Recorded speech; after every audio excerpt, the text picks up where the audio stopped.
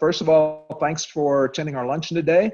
Our program today will feature two speakers. First will be State Representative Barbara McLachlan, who will discuss the impact of the economic slowdown on the state budget and also go over the ballot initiatives that'll be on the ballot in November. And then second will be Mayling Simpson, who is running for the CD3 position on the Colorado State Board of Education. So just to talk about how this is going to work, everyone will be muted except for the speakers, myself, and Kathy Devine, who will be handling questions. The others may or may not be able to unmute themselves, but if you have to say something important, I think you can push on the button that'll request that you be allowed to unmute yourself. If you want to submit a question while either speaker is talking, this is the thing we've done in the past, use the chat feature on Zoom. So there's a button at the bottom that says chat, and you can then type your question in there and we will present that to the speakers. If you're having trouble with your internet connectivity, you may want to disable your video. That will not disable what you see, but it'll stop sending your camera signal to everybody else. And so generally that works better on slower connections. And you can just click on the video button until it shows a red line through the button. The Zoom meeting is being recorded and will hopefully be available within a few days for viewing. We were really slow on it last month, but we'll try and get it up within a few days. You can also choose speaker mode, which is typically in the upper right-hand corner. That'll bring up a larger video of the person who's actually speaking, and that makes it a little nicer. So I want to mention that while the La Plata Dems are okay on funds for right now, some of our biggest fundraisers have had to be canceled due to the pandemic. So I would encourage everyone to donate to the county party, and monthly donations are particularly appreciated. On ActBlue, you can set something up to where you donate the same amount every month, and that helps because then we know how much money is going to be coming in.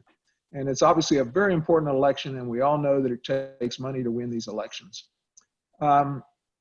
If anyone has the announcements that they are going to want to make, please enter something in the chat window telling us that, and we'll recognize you at the end of the luncheon. So I talked to Marcia and Matt about their county Board of County Commissioners races, and I wanted to give each of them just 1 minute to kind of let us know what's going on. I'm going to have to find Marcia to, oh, she's unmuted, so that's good. So I'm gonna let Marcia go first. 1 minute, Marcia, please. All right. Well, thanks everybody. I have already talked to the club, and I know most of you, and you can go to my website, marciaporternorton.com, to learn more. Currently, my highest priorities is I need people to make phone calls. Our goal currently is to make 1,600 phone calls by the end of September. And it's super easy. You can do it from your home. So send me an email, marciaporternorton@gmail.com. If you'd like to do, and if you can only do a couple hours, that's fine. We're dropping literature and we're doing texts. Also, I will be in Bayfield on the 12th, starting at 3 o'clock at Taco Boy Restaurant on the patio. I'll be in Ignacio, 1 block west of Farm Fresh at 10 o'clock. The following weekend, and out in Breen on the following weekend at 4. And if you know folks in those areas, be on my website or my Facebook page, and we're doing meet and greets and free food for all in a safe way and yard signs. So if you need a yard sign, let me know, and we're running strong until November 3rd at 7 o'clock, and then we can rest. Thank you. Thank you, Marcia. Matt, go ahead. Yes, thank you all for letting me speak for this quick minute. Same as Marcia, I am looking for volunteer opportunities. I'm finally getting quite a few people to help me out. I'm looking for phone banking, text messaging, as well as I'm looking for better places to put my signs out. So please, if you know anyone or if you need a sign, please let me know. You can reach me at my website, mattsalka.com, as well as soon we will be having an event in October, which will be with Barbara, myself, and Marcia for a food drive. So we will be in the Marvel area, the Durango Farmers Market, as well as the Bayfield. So please keep your eyes open on that. We will have that in our newsletter, and that will be on 10/10, as well as Bayfield Heritage Days, September 26th. What we are going to do is a safe COVID fun event. Come down. You can pick up a sign, any of our literature. We'll have envelopes for campaign donations. But come meet us three candidates, learn more about us, as well as after that at dusk, we will be there an hour before dusk, and we have an amazing fireworks show for Bayfield Heritage Days. Nothing is happening. There's no heritage events happening, but you'll be able to listen to us, pick up some swag, and see an amazing fireworks show. So please, I'm looking for volunteers and your help. So mattsalka.com. Thank you. Thank you, Matt. Thank you. So I know most of you probably know Barbara, but I'll give a little introduction. Barbara McLachlan is a fourth generation Coloradan, a former high school teacher, and our two-term state representative. Barbara is chair of the House Education Committee and a member of the Rural and Agriculture Committee. In addition, she served on the Colorado Tourism Board, plus the Water Interim, Scenic Highways and Byways, Wildfire Matters, Attainable Higher Education, and Transportation and Energy Committees. And she looks forward to serving another term, and we certainly look forward to her serving another term. So please welcome Barbara, and I will try to get your slides up and running here, Barbara. All right. Hey, hello everybody. I'm so happy to see you here today. I'm sorry I had to miss the last time. Everything's an emergency around here, and we had one, so I'm really happy that Mike Foote could fill in for me, and I've already told him thank you, but I want to tell you thank you for being flexible with me. So as of right now, there's no hospital emergency, so I'm happy. I will warn you that I'm an English teacher and I'm talking about math, so if I don't get it all, just like, you know, put yourself on mute and say what you need to say. I'm not sure I want to hear it. But I'm going to tell you a little bit about what we did with the budget this year. As you know, we had to leave. We left the Capitol in March because of, we were going to take 2 weeks off because we were a little nervous about COVID. Turned out to be about 5 weeks, and by the time we got back, the budget was just decimated. And we ended up having to cut 25% out of our state budget, which is a huge amount of money. Imagine taking your own budget and in 3 weeks cutting 25%, and it has to balance. We have to balance our budget. So, okay, next slide, please. We can start looking at the things that drove me crazy in school. Okay, all I got to do is figure out how to make it go to the next. There we go. Yay! Okay, I'm going to shut down a little bit so I can see a little bit better here. Okay, so we faced a $3.3 billion two-year revenue shortfall. And that is so much money. If you look at that graph alone, it shows kind of where we were and what happened while we were gone. And we had to come back and make amends. So we started by just cutting a million things out of the budget. We had some reserve, but our reserve is very limited under Tabor. Another reason I'd like to get rid of it, but that's not what this program is about. With Tabor, you can save X amount, and then after that, you have to refund that money. If you have extra money, you should give it back to the voters, apparently, and not to and not keep it for a rainy day, because we had a huge rainy day.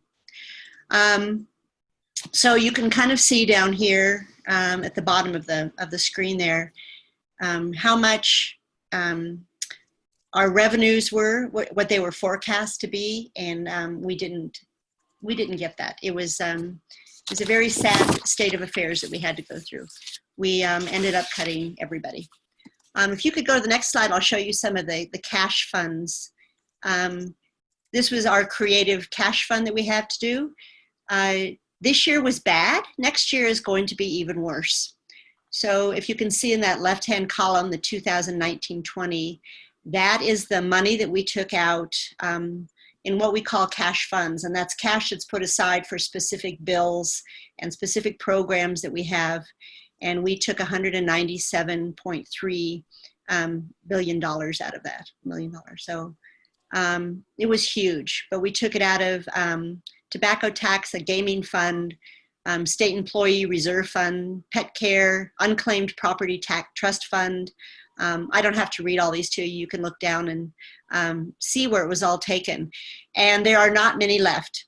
We did put a few on hold for next budget season so that we have a little bit more that we can take out, and it wasn't going to hurt anybody right away. But those are, that's where we had to find our money, was from cash funds. We had no sources of income coming in that were big. And I will talk to you about that when we start talking about the ballot measures, because there's some ballot measures that will really, really hurt us. This is bad, but what could happen is even worse. So I feel like I should be wearing a black cape and telling, you know, having a scythe with me to say it's death. It's not quite death, but we were nearing it. I would say that just about every representative cried this year because we had to cut something that we really didn't want to cut. Okay, so next slide, please. So this is what I was saying, that it's going to be even more difficult next session. So the revenues themselves are not going to be sufficient. Some of you signed the petition to get 271 on the ballot, and that would have been to lower everybody's income taxes except for the wealthiest. And with that, we would put all that money into education, and we didn't get enough signatures for that. So that did not pass, so that will not be on the ballot. But we had to make $2.8 billion in one-time reduction. So a lot of the cuts that we made will happen one time, but they could happen again. We don't know yet. I guess our most notable one was we took $1 billion out in one-time reductions to K-12 and higher education. We left our K-12 cuts until the very, very last. So they went through the entire budget. Our joint budget committee did, and it was really hard. They had to do it with tweezers at some time. And if it's going to pass, I have to tell you, if it's going to pass the joint budget committee, we have 6 people on that committee, 3 from the Senate and 3 from the House. And for any cuts that need to be made, it has to be, everybody has to vote yes on it. You can't have, oops, my cord came out. You have to have a unanimous vote to make the budget cut.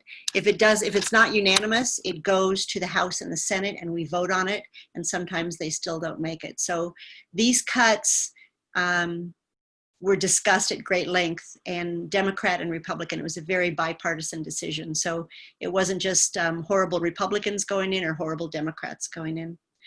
But because we left education for the last, everybody else was getting about a 20–25% cut.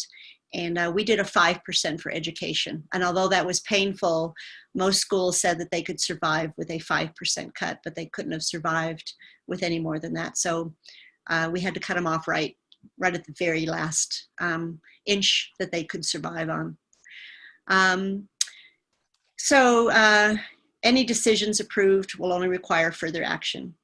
There's a very large uncertainty in income and sales tax collections. We just don't know how sales are going. I heard yesterday that rural budgets are better this year than the urban because we had a lot of tourists come in to our rural mountain towns. So we seem to be doing, we as, you know, Durango and District 59 seem to be doing a little better than some of our urban counterparts. But we still don't know what we're going to base for consumer and business behaviors, if they're going to be hiring, firing, if they're going to close down, if they're going to hire more people, just make more people work more, if they're going to start doing overtime. We don't know what they're going to do, and a lot of that is how we get our revenue into Colorado. We also don't know how long this recession will last. I wish we did. That would be a lot easier. We all thought, oh, it's going to be a couple weeks, and that was several weeks ago. So, so we don't know what we don't know, and so we have to kind of be very tentative about it. But we still have to get going and take care of the state. And we also don't know about if there's going to be even more layoffs, more businesses closing. We always think, well, all the restaurants that have survived this far, for instance, are probably safe, and it's not necessarily so. Okay, next slide, please.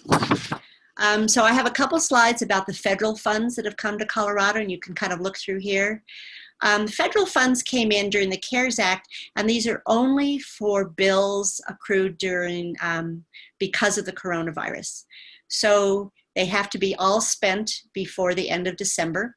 So you can't use, for instance, the $510 million we gave K-12 education. They cannot use that money for salaries because it would end in the end of December.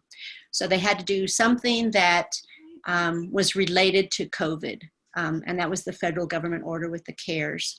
So you can see that we gave some to local governments, public health agencies, emergency payroll.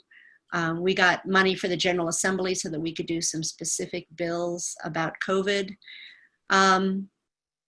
But it sounds like a great deal of money and Yahoo, but really when you have to spend everything by the end, you have to be very, very careful how you spend it. So education, some people are buying computers for the kids. They bought some supplies.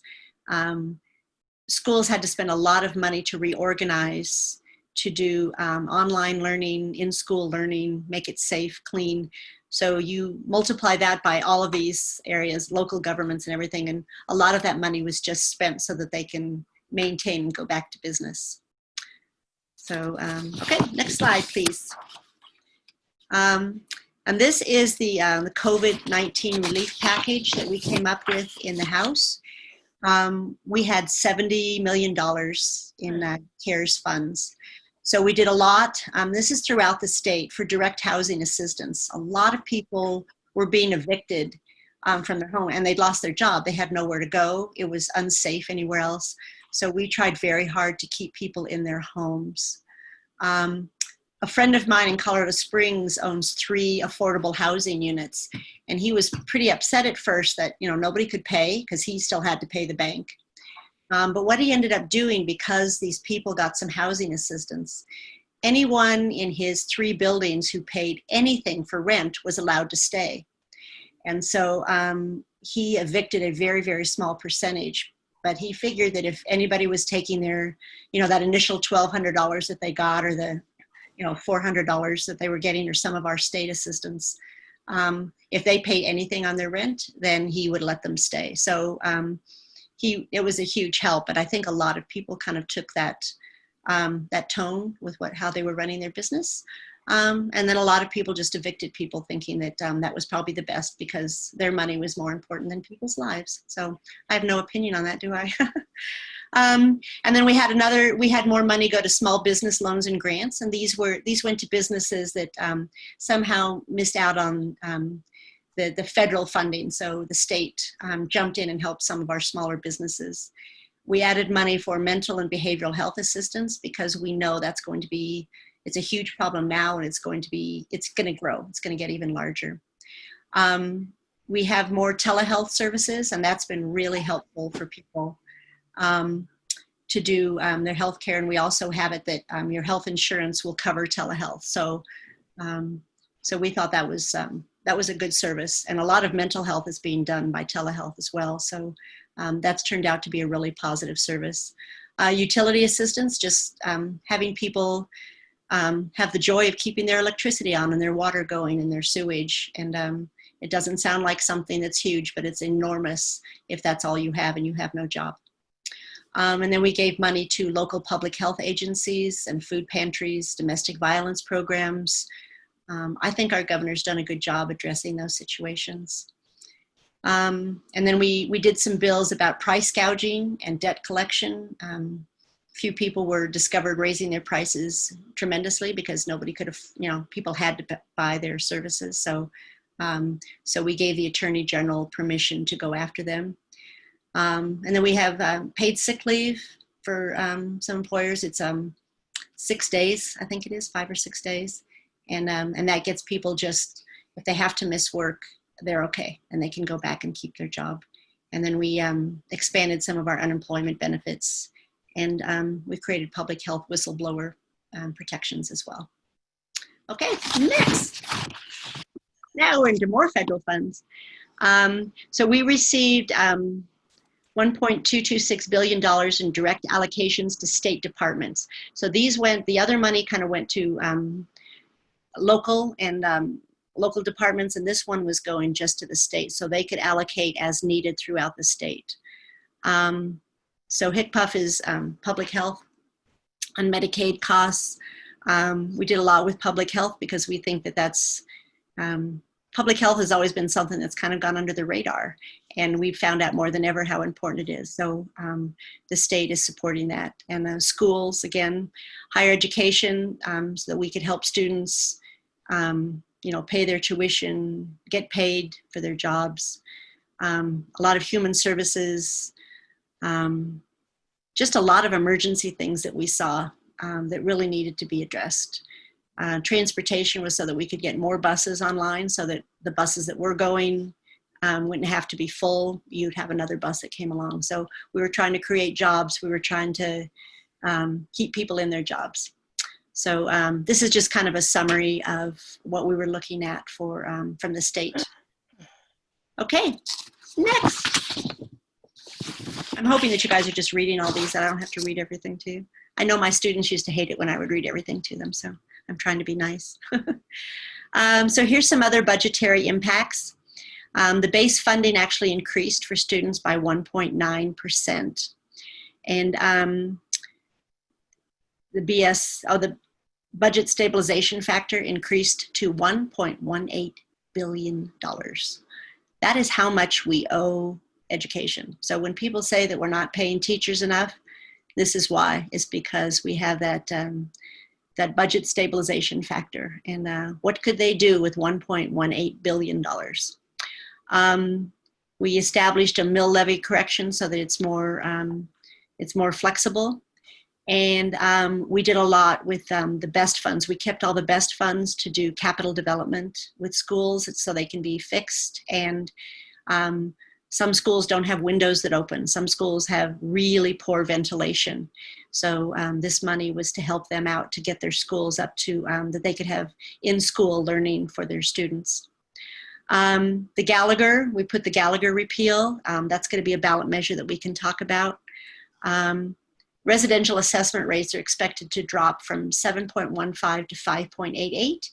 And Gallagher is property tax, and that pays not only for schools, but for all of the special services, fire departments, libraries, all of those special things that we rely on, and we don't even know we rely on them until they're not there. So that's part, and that's something we can discuss when we look through the ballot measures.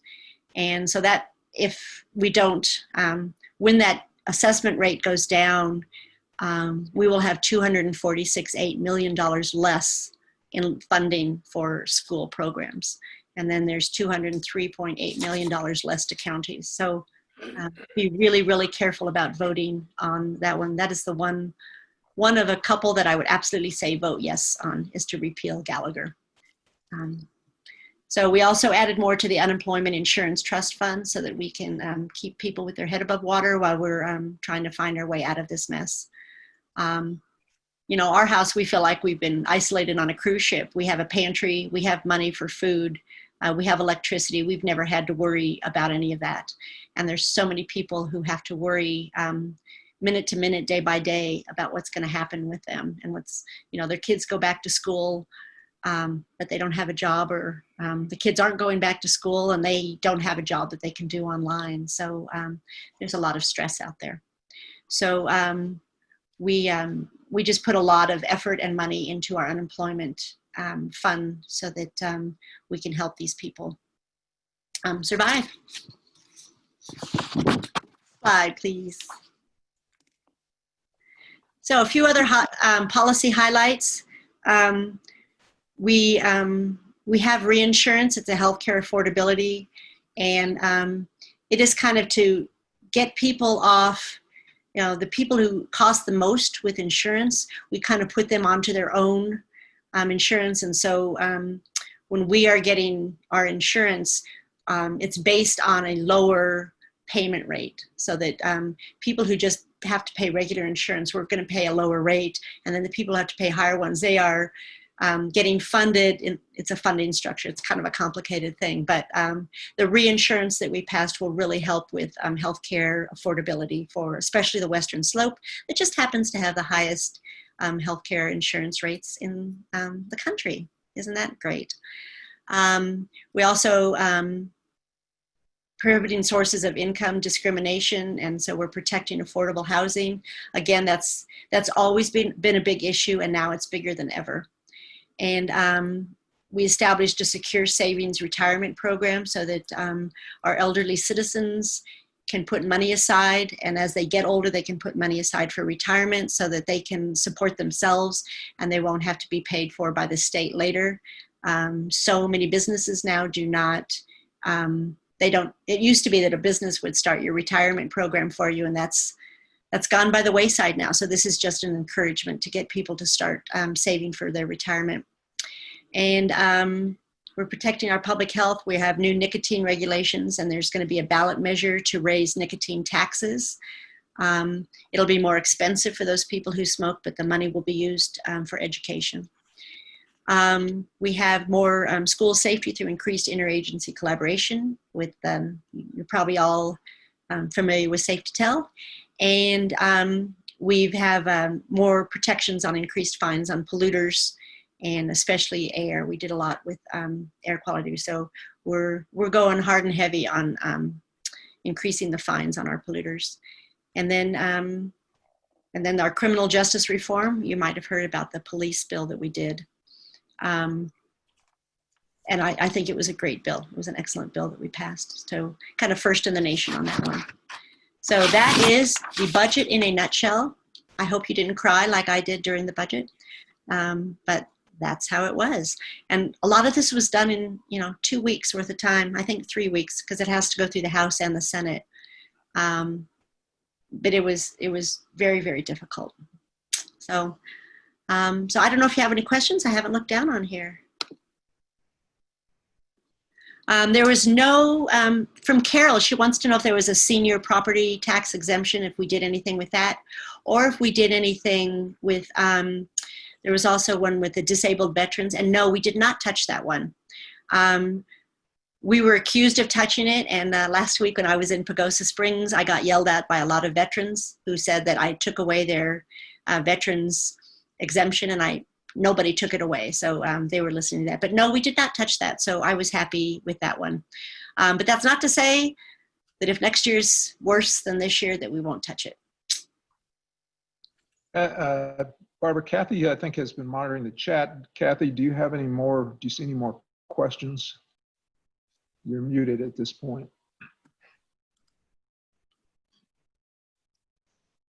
You're muted, Kathy. Can you unmute? Maybe I have to do that from here. Sorry. Yeah, we all forget to do that. I do not see anything else in the chat. Okay. Raise your hand if anybody has a question now. I could do something. Or you can, yeah, we're gonna talk about the ballot initiative. So if you still have questions about the budget, go ahead and put those in, and we'll get to them as we go along here. Okay. So good news about COVID this year is nobody could go out and get signatures. So there are fewer ballot issues than we expected on the ballot. I guess that's a good thing, but there were some things that we really wanted to get on and that did not get on. So I'm going to kind of go through these. Carol, bless her heart, Carol Cure put this together for me. I was trying to find information. It's pretty hard to find information on the ballot issues. Oh, there we are. Are you seeing those on the screen? No. No, I'm seeing a donate screen. I see that I'm supposed to donate to you, and I do. Yeah. We appreciate that. By the way, I do $10 a month to the Plata Dems so they can keep the office. So, and I'm still alive. So if any of you can do $10 a month, you'll probably still be alive in a year. I can just tell you that. Let me see if I can figure out how to get the right one on the screen here. Let's try this. Hey, you did it. Perfect. All right. So there's the proposition numbers or the ballot issues. There's the title, a subject, kind of a general subject, a brief description, and then a recommendation. And I think, Carol, would you tell me, this is from La Plata Dem recommendation, is that correct?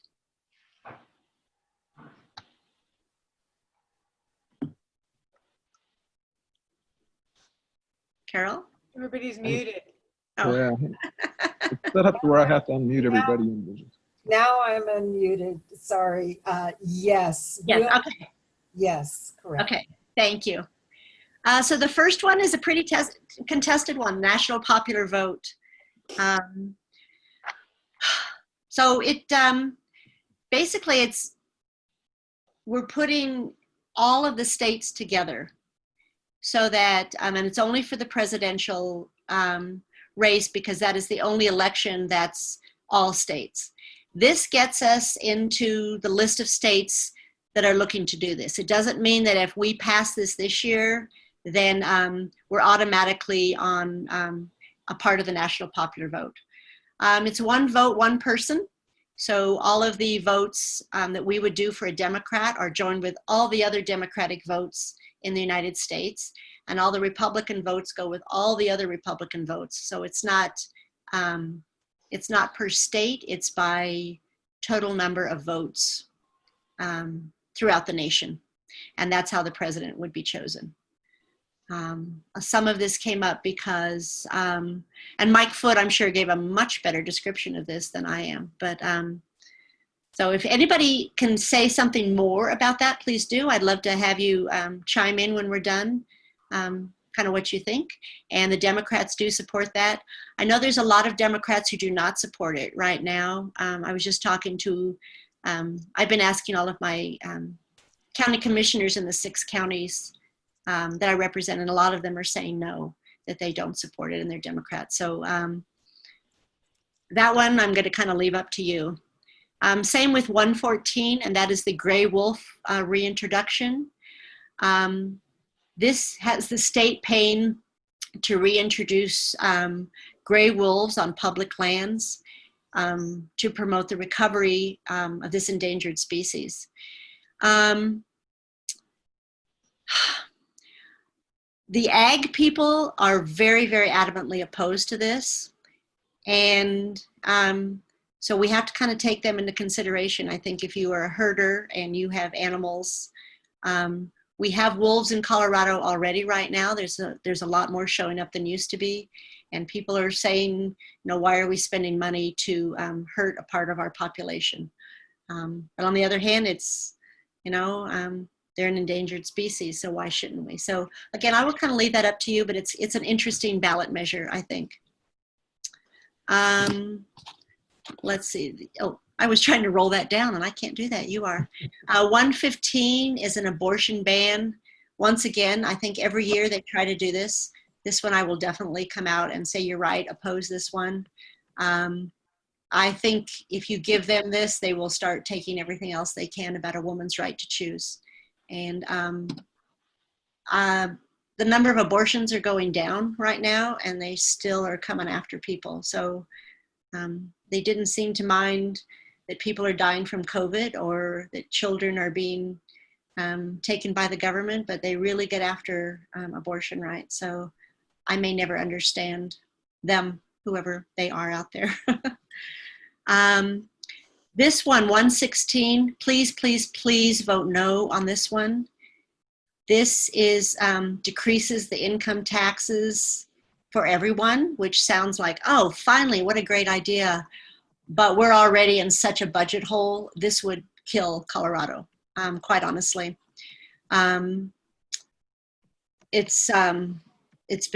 It's a really bad one. This was the Republican answer to 271. They were so worried that 270, I'm sorry, would get enough signatures for the ballot that they put this one on to say, oh no, we're not gonna, you know, we're gonna lower everybody's taxes. Well, the wealthy people, you know, the top 1% to 2%, they can afford to pay taxes that will help all of us. And now their taxes would also go down. So I would just say no on that one. Let's see. This is another one that I would agree to vote no on, 117. This is our last hope of getting help through Tabor. We can form right now enterprise zones. It's what we did with the hospital districts, that we had an enterprise zone. So it didn't go through Tabor, it went through an enterprise zone. And that's how we saved our rural hospitals. And this ballot measure takes that away. We have no other provision after this to have something else, to have fees go into something that really helps people. And I guess if you live in an urban area and you don't really care, then this is good for you. But where we live, enterprise zones are so helpful, and they've been really good for all of us, I believe. And it just gives us one option to say, if we raise a fee and put it directly to this, then we don't have to have a vote of the people because it's a fee and not a tax. And I don't think they've been abused. I think the ones that we've been using it for they're very good choices. So I would absolutely oppose this one. This is 118 is the next one, paid family leave. This one is, in the time of COVID, this is really, it's good, I think. I worry about small businesses with this, but it takes a little bit out and gives people up to 12 weeks. You know, it's really nice to vote no on this if you've never been sick, if you've never had a family member who's been sick, if you have great health insurance, if you have the ability to pay for somebody to come in and take care of you. If you have options at work that say, oh, you just take off as long as you need and we'll take care of you. This is something that you should vote no on. But if you're like the rest of us, I think this is a good bill.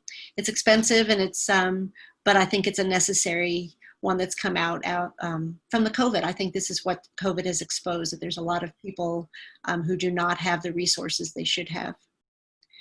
The next one is the tobacco and e-tax. E-cigarette tax. This one, the money will go for education and health programs, and it just raises vaping and e-cigarettes taxes to align with regular cigarette tax. So I would say yes to this one. I think the more people who smoke, the higher our healthcare costs go. So if we could get rid of smoking simply by making it more expensive for people, it's hard because it's the poor people that we're hurting on this one. I understand this. They're usually the ones who end up smoking, but I think we need to start looking at a bigger picture now and get our health back where it should go. Amendment B is the Gallagher, and this, I think it's good. Gallagher started in 1982, and it was to balance property taxes between personal property tax and business property tax. And both of them have they've gone crazy. And it used to be, and when it started in 1982, that it would automatically be balanced every time there was, if the cost of living went up or down, then the Gallagher would balance with that. When Tabor came in, it could only go down. You couldn't get it back up again without a vote of the people. And so nobody votes for it. So it keeps going down and down. And it's not doing the job it used to do. So I think Gallagher Amendment passed in 1982 has, it's worn out now. We shouldn't have it anymore. And I think there's so many people who really, it affects education. Yeah, it's a big one. So I would say absolutely support on this one. I might mention, Barbara, that there was I thought a really good little video kind of thing that was on the Herald website Yes. a month or two ago that explained all this. I mean, I didn't really understand it, so I saw that. So if there's people that are interested in that Gallagher thing, you might go look and see if that's still available. Okay, and I think, I think it's still on there. It compares Gallagher and Tabor together. So I think it's a really good one. I agree. Sometimes that's how I have to understand these things. I wish they'd had those when I was in math class. So Amendment C is charitable bingo. I say yes on this, absolutely. This just gives nonprofits a way to have more bingo and lottery for people so that they can raise money. Our nonprofits are losing just as much money as the rest of us. So for me, that's an easy one. Amendment 76, citizenship of qualifications. This says only a citizen of the U.S. can vote, and the state constitution says that every citizen of the U.S. may vote. And so I think we should do, I think we should do every citizen can vote and not just only a citizen. I think this is an anti-immigration bill. And then the other one is the gambling. This expands gaming limits in Black Hawk, Central City, and Cripple Creek. They don't really want this, I don't think. I think this has been a really strange one. And I have to tell you, I talked to Tiffany Parker the other day, and she said she's not sure all of these are going to be on the ballot, absolutely. So we have to wait until there's 3 more days before they make sure that all the signatures are in. So just to kind of, if things change between now and then, that's why they would change. So, okay, so there's some questions here, and God knows if I can answer these, but I'll do my best. Barbara? Who's talking? Oh, there you Yeah. are. Okay. The first question that didn't get asked was a question about your opinion on methane gas rules. The EPA, the recent rulings about rolling back our requirements for methane gas. And they repeal, are they saying that we shouldn't have regulations on it? Yes. Okay, no, of course we need that. You know, I don't know. I think we need to be safe and clean, and we deserve clean air. And all of these things that I think our president is trying to roll back. Oh, we need, you know, oil and gas drilling on public lands and no regulations. And they're all horrifying to me, I have to tell you. So I would never do anything to take back those regulations. So Colorado will do their own thing, I guess, irrespective of what the EPA is trying to do? I think so. Yeah, we have so far. So we'll just Good. keep. Yeah, there's more people in our state who want to keep it clean than not. So I think we will, as long as we keep Democrats in office, I believe that we'll be safe. Okay. Let's see, why would some of the measures not be on the ballot if already certified by SOS? Tiffany was telling me yesterday, I did a town hall with her a couple days ago on Sunday, and she was just saying it's not officially official. So they've made the signatures, they counted, but they have to go through all these different things to make sure, you know, constitutionally and all that. They're trying to get all their legal things in order, not just the counting of the numbers. And it only takes, you know, it'll be out this week, but that's the only, yeah, it's just finalizing the final count and the final vote of it. And then there's another question as to whether the measure 118 is redundant with the Family Leave Act. Okay, that's the other one. Now this expands what we passed. We passed one in the legislature that is for a shorter period of time, and this one is for a longer period of time, and it gives people a much longer, you know, break safely. But it'll take a while to get that money going, and it starts later. So the one we passed is the bill is kind of an immediate one for people who are experiencing COVID problems. And the one on the ballot will be for a longer term down the road. Because it wouldn't help anybody who's experiencing COVID or their family is sick or whatever, unless we pass that bill for right away. So this one is a longer term on the ballot. Okay. Karen, you said that Margaret Cozine has a question, but I don't see it on here. I Margaret? wrote it down. Can I speak? Yeah. Gwen? Yes, we can hear you. Okay. Well, I did write it at the bottom, but I can't see how to send it. I would like to know where I can get a copy of your recommendations that I can print off. Many people call me when they get their ballots, believe it or not, and they say, well, what would you vote for? So if I had that as a cheat sheet, or I could hand it out to friends. Okay. So Gwen and Carol have copies of this, and so do I. Can either one of you get that out to people, or do you want me? Gwen or Carol? Gwen, you're still. La Yeah, Plata we- Dems meets on Thursday, the executive committee, so I'll ask that they put it out in a newsletter because That would be great. because You the guys, Dems- let me it also should be on mention- our website. Yeah. It would be on the website. Can you guys hear me? Oh yeah. Yeah. Hi, Ann. This is Ann. Let me also mention, this is going to be part of the flyer that we are going to mail to every Democrat and unaffiliated person or walk to their house. It's not a pretty flyer, but it's going to include the entire ballot, and it's going to include all of these initiatives as well. Thank you. Okay, great. And Margaret and Beverly, who asked for that, I'll email that to you after this program. So. And if all else fails, go to the Secretary of State site and they have them all there. Barbara, there was another question about why do you think that some of the Democrats are not in favor of the national popular vote? What I'm hearing from the ones that have gotten back to me on this, there's they think that we're tweaking with a federal law, that we're doing something at the federal level that wasn't meant to be in the Constitution. And it's also what happens if things get switched around.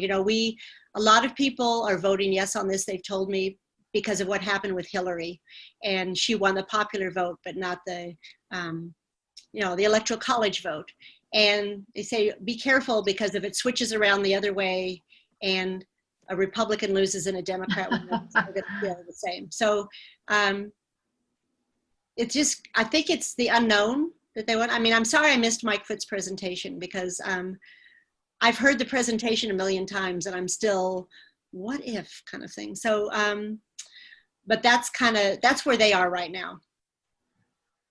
Okay. Does that answer your question, Karen? Because I think somebody, was it you, Karen, that put down that the League of Women Voters is supporting? Yeah, the League has supported it since 1970. It's a good thing. Yeah, yeah.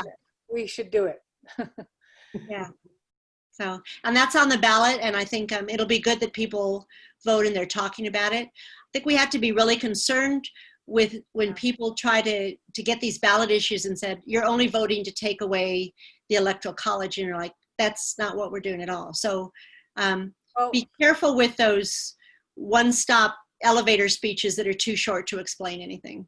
Well, for the record, it's already a law here in Colorado, and the reason it's on the ballot is because the Republicans are upset. Yep. So it's we've already passed this. Colorado's in the National Popular Vote Compact. Yep. So. Hey, this is Julie Westendorf. May I speak on this topic? Would you? Go ahead, Julie. I'm one of the elected officials who told Barbara that they did not support the popular elector vote, and this is why.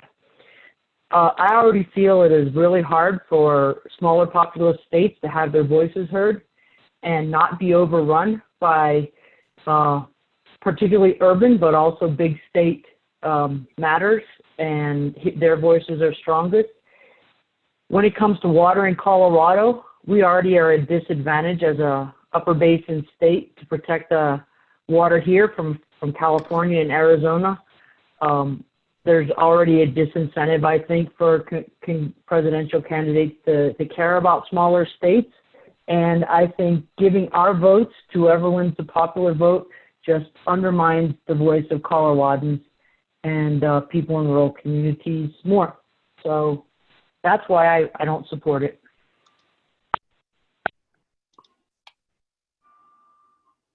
Okay, I don't think there's any more questions that have popped up here.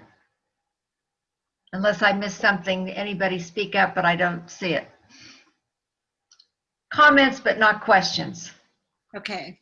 I'll do the comments and read through those. So, but there's a lot of places, if you can go on the Colorado Ledge site, it will give you all the bills that we pass all the time, and you can look on there. If you go to the Secretary of State, she does a great job of putting down all the ballot measures, what's going on, due dates for everything. So take a look on there.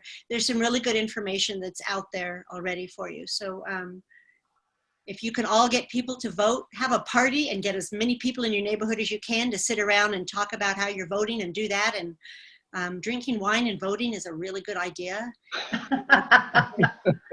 Sometimes, I guess. And then walk your ballots over to mail them, put them in the box. And I'm hoping that we can get 80% of our ballots in by the first week, and we don't have to depend on the post office.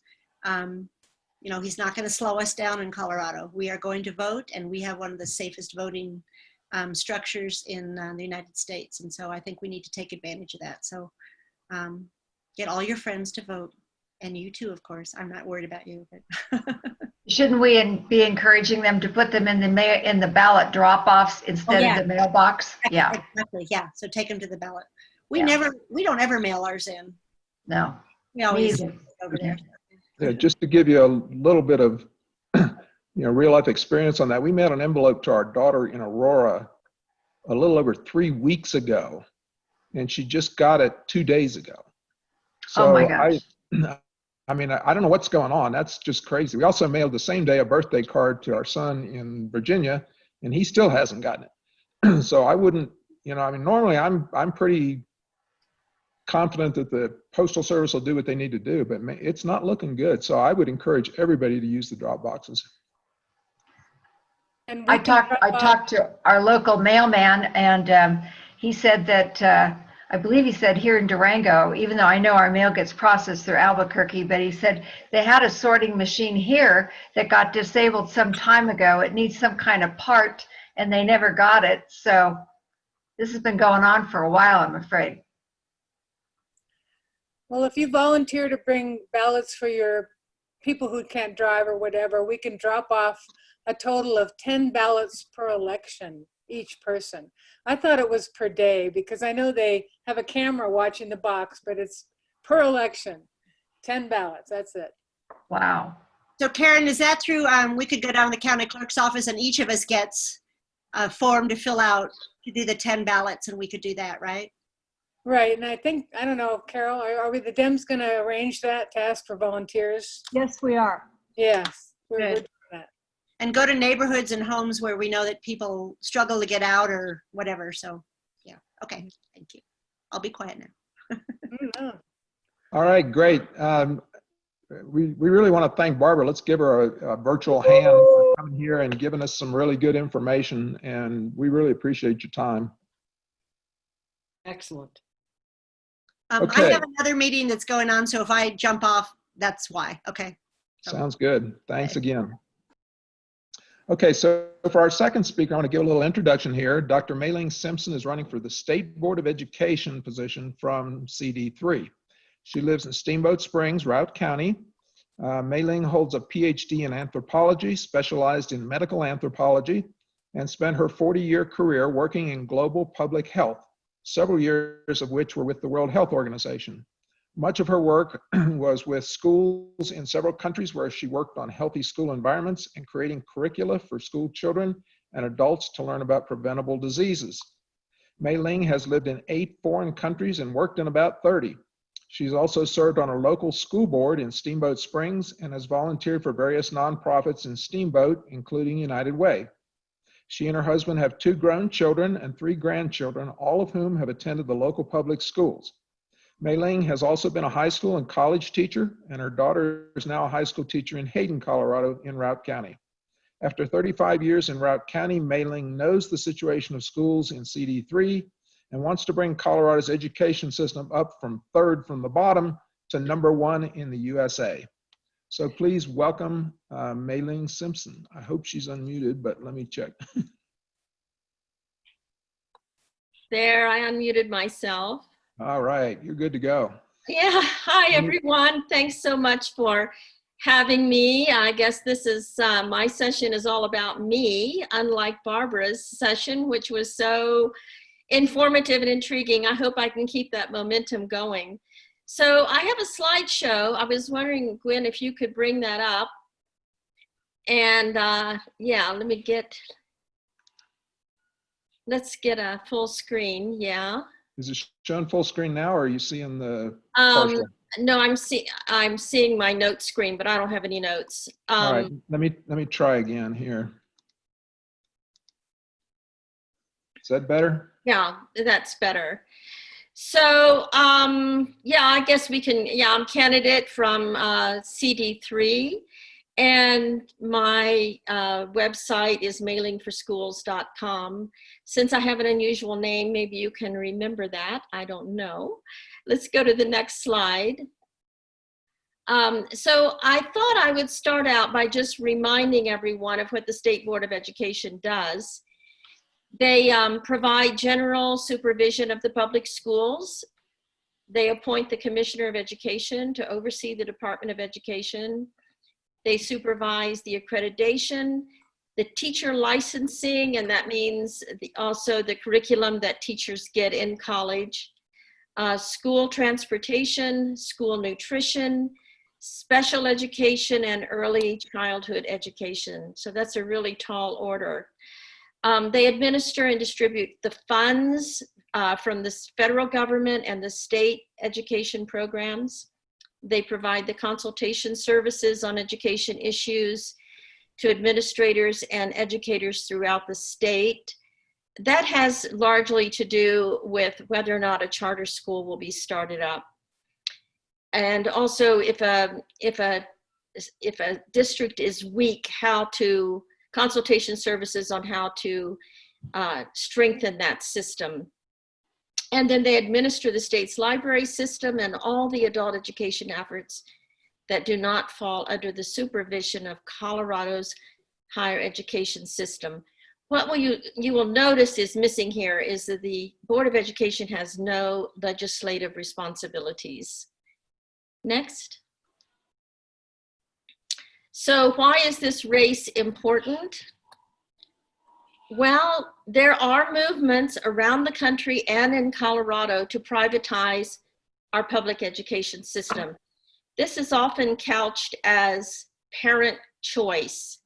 And what they mean by that is that the parents should be able to receive the per pupil funding that would normally go to their school district for their own use. In other words, if they want to sign their child up for some sort of a homeschooling program online, or if they want to send them to a religious school or a private school, or hire a private tutor to come to their home, they should be able to take state money to do that. There is also, in addition to that, just a movement that is saying our public schools are failing, and that if we privatized our system, we'd have more competition and all the schools would be better. And of course, I find this utterly, not only ridiculous, but destructive to our compact that we've had in this nation for about 150 years to provide public education to all children. And we need to keep this public education money in one spot. If we start dispensing it out to individual families, we will surely lose our system. So that is the one that worries me the most. Secondly, our schools are crumbling. We actually are $14 billion in arrears for infrastructure needs around the state. And CD3 is, a very, very large part of the state. We have in CD3 somewhere between $4 and $5 billion at least needed for improving the infrastructure of our schools. So we're way behind. Another thing that's happening in CD3 is that our teachers are leaving for higher paying jobs. And I am told that a number of school districts have positions unfilled or find it very difficult to fill them. One district called me and said that they were hiring teachers with high school degrees or the equivalent of high school degrees. So this is really pretty shocking. So teachers are leaving because the CD3 school districts are paying starting salaries around $33,000 a year. I have heard of teachers living in their cars, and many, many teachers are on food stamps. So we have to do something about teacher salaries. I'm running because I think that these kids, these teachers, and these parents, they really need a voice. And I can be that voice for them. The CD3 voters also need a choice. And they've only got one choice if I don't run, and that is Joyce Rankin, who has been in this position for 6 years. And she's one of the proponents of privatization of our school system. So you don't want to vote for her unless you want to privatize. And I know you don't. It was turning out that this race is going to be close. I need to flip only 15,000 votes in all of CD3 to win this race. Next slide. So why I'm running? Well, first of all, it's to serve my state. I was approached by several people in January and February to run for the seat when I guess it became obvious that no Democrat was stepping forward. And because I had school board experience and I had this international experience with schools, Diane Bush and Morgan Carroll and several other people prevailed upon me to run. So that tipped the scale for me. I'm running because I am a huge supporter of public education. I'm running for the funding for schools and teacher salaries. I would also like to see us raise our graduation rates from 85% to 99%. And I could talk a bit more about that later, but we should not be at 85%. It shouldn't be that 15% of our teenagers do not graduate from high school. This is just a road to poverty. I'm also very interested in vocational training and apprenticeships. I lived for 7 years in Switzerland, where my kids also went to school. And I was very, very impressed with the Swiss system, how they make sure every single child, even those who plan to go on to college, have some kind of vocational training and some apprenticeship when they enter adulthood. And I can also bring to the table all of these issues around COVID-19, the health and safety of students and teachers. I have worked in this field my whole life of improving school environments and making sure children and teachers knew how infectious diseases spread and helping the schools set up safety protocols around health. I have been instrumental in helping schools get things like just as simple as toilets and water, but I've also created a lot of curriculum materials for students and teachers and other adults, especially illiterate adults. So I'm quite familiar with adult education principles and children's educational principles. Next. I see there's several chats coming up. Are we going to address those later, or should I look at them now? Maybe It's mostly just comments and not questions, so I think we're okay. So we'll look at the end.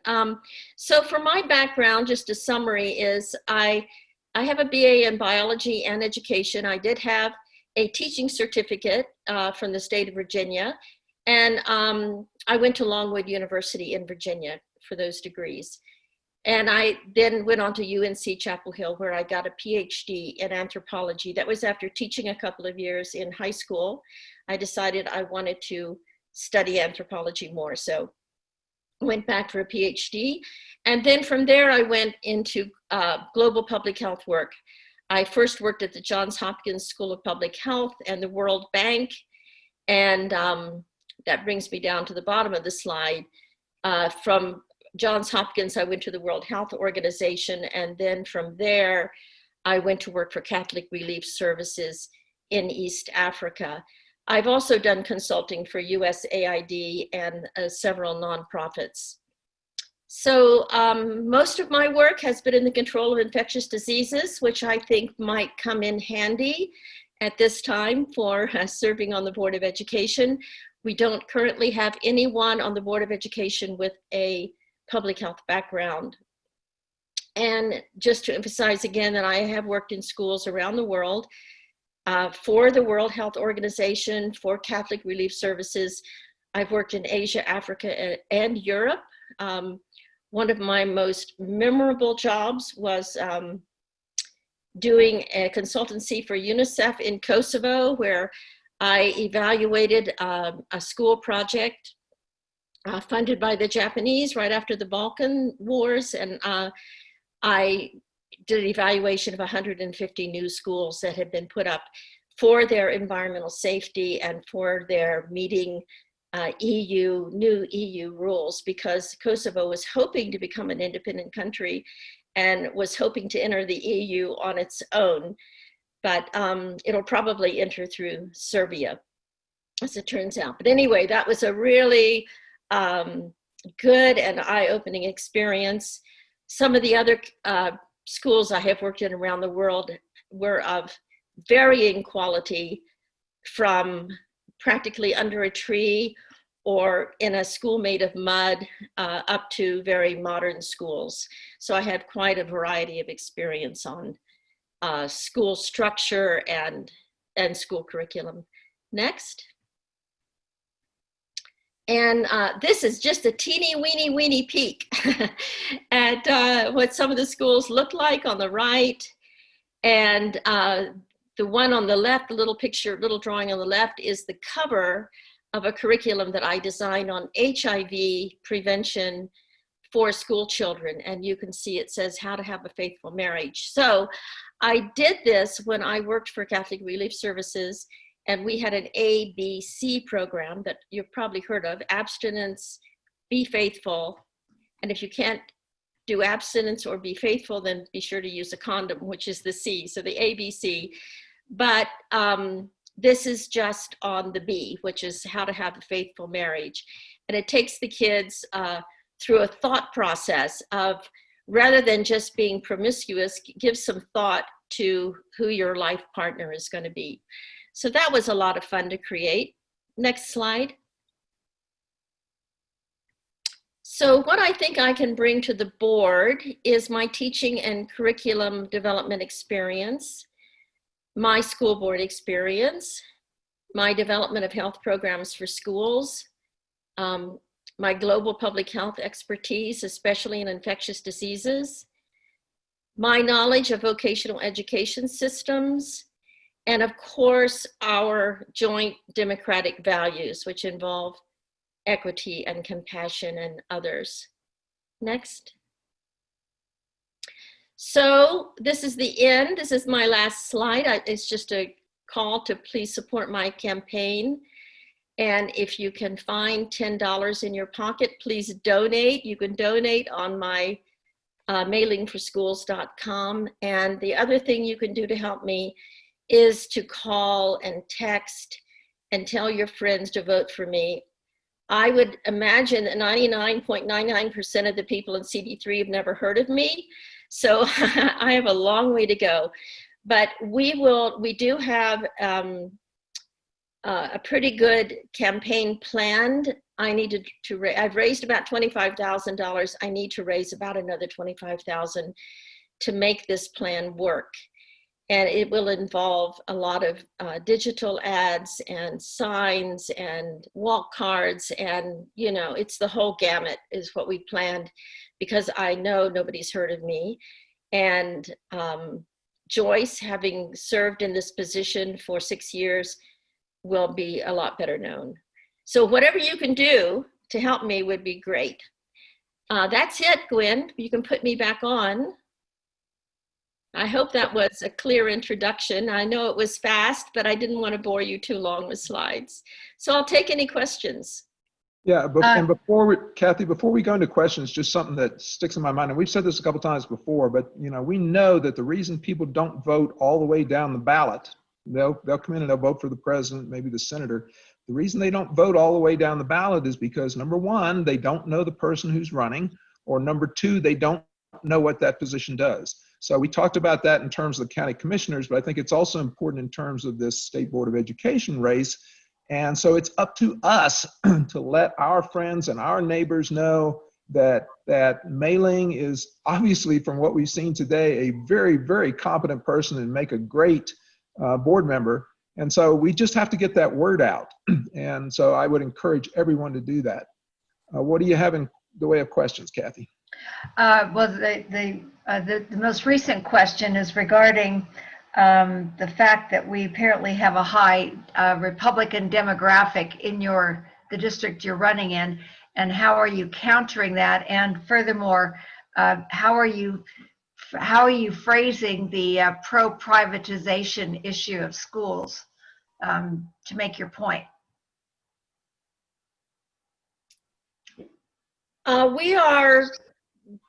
We are really good trying to go after the unaffiliated and those who lean Republican.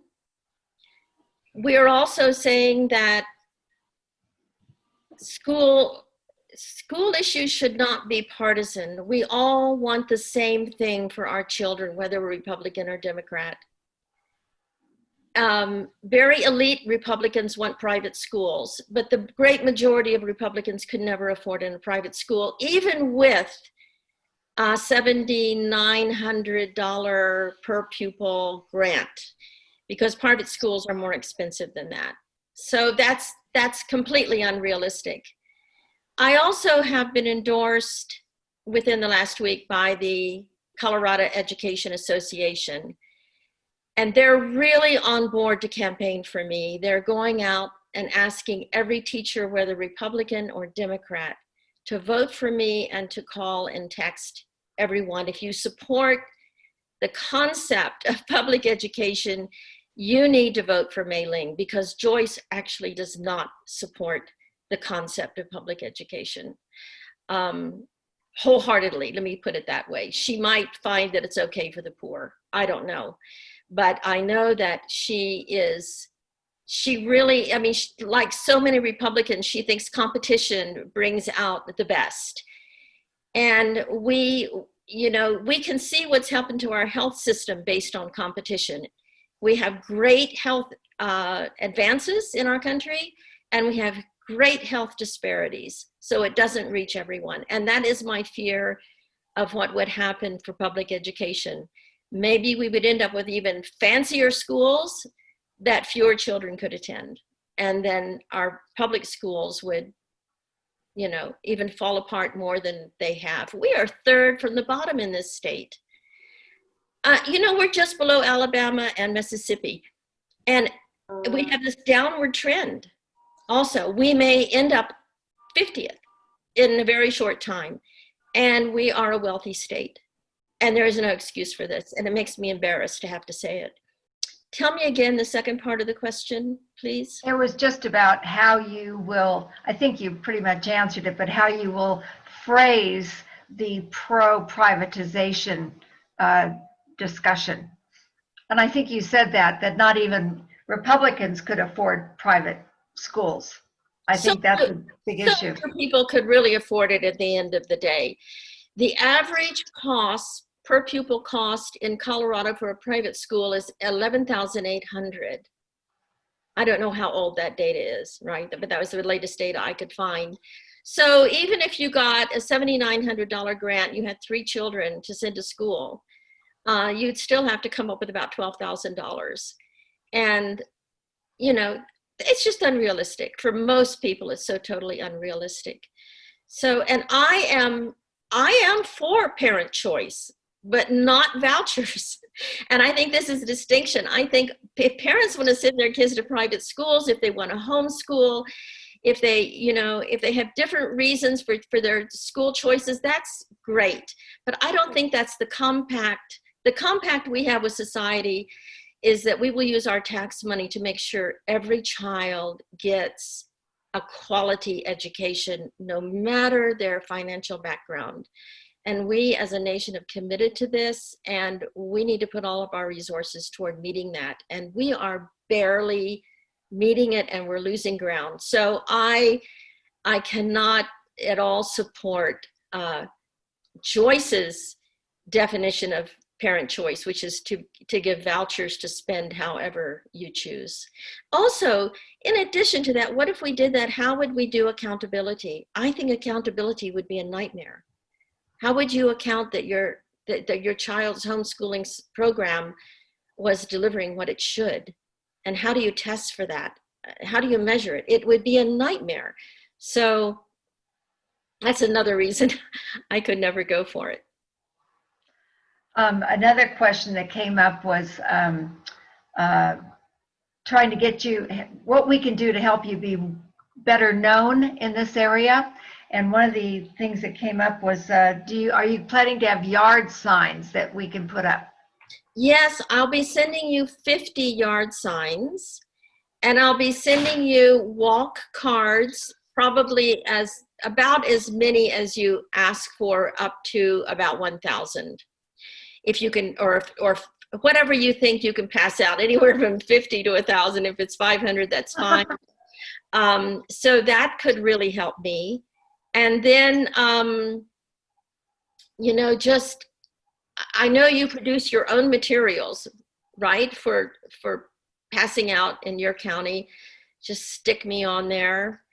And if there are any volunteers who would like to make calls for me or text for me, in October, I will have a texting program, And it will be very easy if somebody can give an hour of time. They could text probably 100 to 200 people in a flash.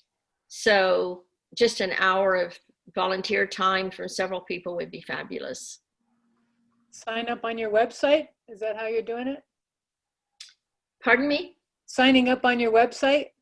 You could do that, or you could write me at mailingforschools@gmail.com. Either way. Mayling, Okay. excuse me, this is Ann. We're going to be, I believe it's walking 5,300 doors, and most of the candidates are giving us flyers to walk in a packet of brochures that we're handing out. If you have that many that you're willing to give to us, we would be happy to hand those out for you. Your That's name will be on our 5,300, you said? 5,300, yes, and I will need those by September 20 or 25 at the outside.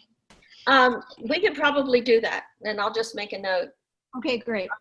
Your name is also, of course, I'm having 10,000 printed right now, but I can certainly, and that was for all of CD3, but I can certainly call the printer and have that increased.